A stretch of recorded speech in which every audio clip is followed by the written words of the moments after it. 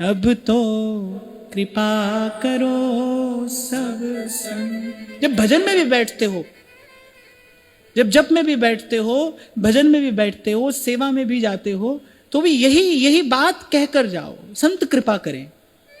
ये जो भजन भाव है, ये तो संतों की निधि है ना, ये संतों की संपत्ति है। संत इस धन के धनी हैं, और संत ना भूतपूर्व होते हैं ना पुराने होते हैं।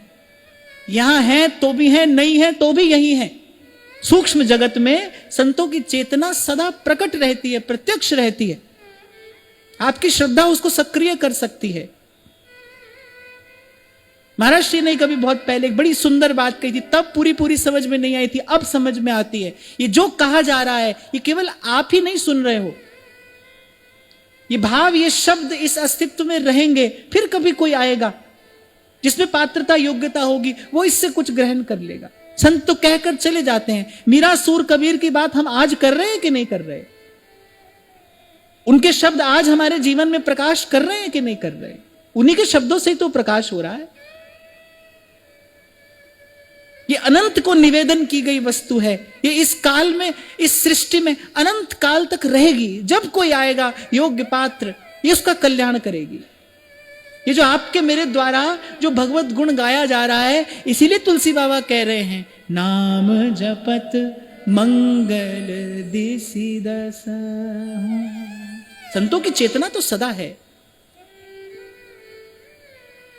भजन के मार्ग पर चलते जीव को बार बार भूल करने से कौन रोकता है, कौन बचाता है? संत की चेतना ही तो बचाती है। इसीलिए आपको कहता हूं कि गुरु से कभी वियोग नहीं होता। आप कभी सोचो ही नहीं कि गुरु से दूर हूं। नाम के रूप में, मंत्र के रूप में, विचार के रूप में, भाव के रूप में गुरु ही तो सदा अंग संग है। वो संग रहता है सदा, और जो ना संग रह सके वो गुरु कहने योग्य ही नहीं है। उसमें गुरु बुद्धि नहीं करना। अभी गुरु पूर्णिमा के दिन भी मैंने आपको निवेदन किया था, जैसे भगवतीय सत्ता का कभी अभाव नहीं होता। ऐसा नहीं होता किसी युग में भगवान कम हो जाए या बढ़ जाए, ना, भगवतीय सत्ता का कभी अभाव नहीं होता। ऐसे ही गुरु सत्ता का भी कभी अभाव नहीं होता। गुरु सदा प्रकट प्रत्यक्ष है। वो जो प्रकाश है, वो जो चेतना है, उसका कभी अभाव नहीं होता। इसलिए आपको कह रहा हूं कि गुरु ढूंढने मत निकलना, वो आ जाएगा, आपके द्वार तक आ जाएगा।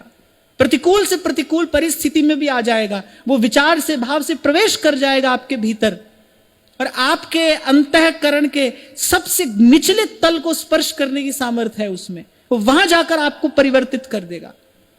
एक क्षण में व्यास जी जैसे दिग्विजयी विद्वान को महाप्रभु जी ने पूर्ण रूपेण परिवर्तित कर दिया। कितनी तर्क बुद्धि व्यास जी की रही होगी, कितनी क्षमता होगी उनके पास, आज तक वही किया है।